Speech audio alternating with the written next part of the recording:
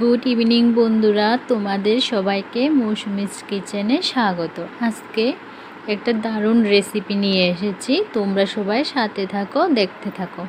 আমি কিছু ছোলা আগে সেদ্ধ করার জন্য একটু নুন দিয়ে বসিয়ে দিলাম, ঢাকা দিয়ে দিলাম। কিছুক্ষণ সেদ্ধ করার পর এখন আমি চেক করব ছোলাগুলো সেদ্ধ হয়েছে কিনা। একটা নিয়ে তোমাদেরকেও দেখাচ্ছি, দেখুন খুব সুন্দরভাবে সেদ্ধ হয়ে গেছে। আমি এখানে একটা মশলা তৈরি করব, তাই কিছু পেঁয়াজ, কাঁচা লঙ্কা, আদা, রসুন নিয়ে আমি পেস্ট করে নিচ্ছি। আজকে এই রেসিপিটা হবে পুরো কাঁচা লঙ্কার উপরে, খেতে দারুণ লাগে, তোমরা শুধু দেখতে থাকো। এখানে আমি দুটো আলুকে টুমো করে কেটে একটু হলুদ গুঁড়ো দিয়ে লাল লাল করে ভেজে নিচ্ছি। আলুতে আমি হলুদ গুঁড়ো দিয়ে দিয়েছি, মোটামুটি সেদ্ধ হয়ে গেছে। এখন আমি উঠিয়ে নেব, দিয়ে দেব পরিমাণ মতো সর্ষের তেল। এই রেসিপিটা আমি সর্ষের তেলের উপরে করব, তাই দিয়ে দিলাম। এখন তেল গরম হয়ে গেছে, একটা তেজপাতা দিয়ে আমি যে মশলাটা পেস্ট করেছিলাম পুরো মশলাটা দিয়ে দেব, দিয়ে ভালো করে কষিয়ে নেব। দিয়ে দিলাম একটু জিরে গুঁড়ো, ধনে গুঁড়ো দিয়ে আর একটু হলুদ গুঁড়ো দিয়ে ভালোভাবে কষিয়ে নিয়ে এখন পরিমাণ মতো দেব নুন দিয়ে। দেখুন কি সুন্দর লাগছে, কষানো মোটামুটি হয়ে এসেছে। এখন আমি এখানে কিছু মশলা অ্যাড করব, যেমন পেঁয়াজ কুচি, একটা গোটা রসুন, একটা টমেটো টুমো টুমো করে দিয়েছি। দিয়ে এখন আমি সবগুলোকে ভালোভাবে কষিয়ে নেব। তোমরা আজকে রেসিপিটা পুরো দেখবে, না হলে মিস করবে। এখন আমি এগুলো কষানো হয়ে গেছে, দিয়ে দিলাম সেদ্ধ করে রাখা ছোলাগুলো দিয়ে ভালোভাবে আবার কষিয়ে নিয়েছি। এখন আমি মেন জিনিসটা দেব। এখানে আমি 500 গ্রাম চিকেন ভালোভাবে ধুয়ে জল ছেঁকে রেখেছি। দেখুন চিকেনগুলো দিয়ে ভালোভাবে কষাতে হবে।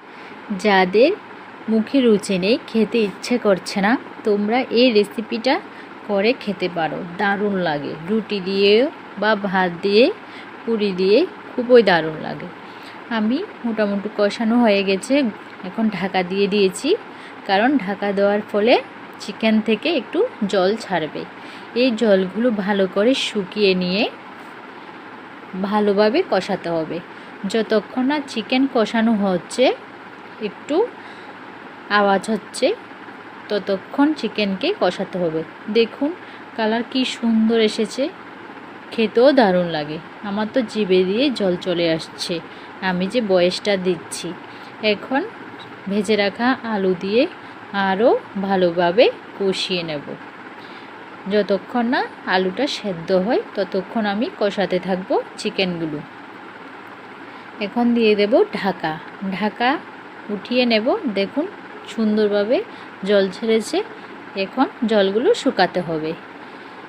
কালারটা খুবই দারুণ এসেছে, কষানো মোটামুটি হয়ে এসেছে, আলুও মোটামুটি সেদ্ধ হয়ে এসেছে। এখন আরেকটু ভালোভাবে কষানো হয়ে গেছে। দেখুন জল শুকিয়ে গেছে। এখন আমি একটু পরিমাণে এখানে জল দেব, আর একটু দিয়ে এখন ভালো করে ফুটিয়ে দেব। মাংস যত ফোটানো হয় ঝোল খেতে তত টেস্ট লাগে। এই কাঁচা লঙ্কার রেসিপিটা খুবই দারুণ লাগে। আমি প্রায় দিন এটা তৈরি করি বাড়িতে। যখন আমার বাড়ির কেউ অসুস্থ হয়, খেতে ইচ্ছে করে না, তাদের জন্য এই চিকেন রেসিপিটা তৈরি করি। ফুটে গেছে, এখন একটু বেশি করে দিয়ে দিলাম গরম মশলা গুঁড়ো। তোমরা চাইলে উপর থেকে একটু গোলমরিচ গুঁড়োও দিতে পারো। আমার রেসিপি আজকে রেডি। তোমরা সবাই জানাবে এভাবে তৈরি করে খেতে কেমন লাগে। আমার তো দারুণ লাগে। আজকের মতো টাটা, সবাই বাড়িতে ট্রাই করবে।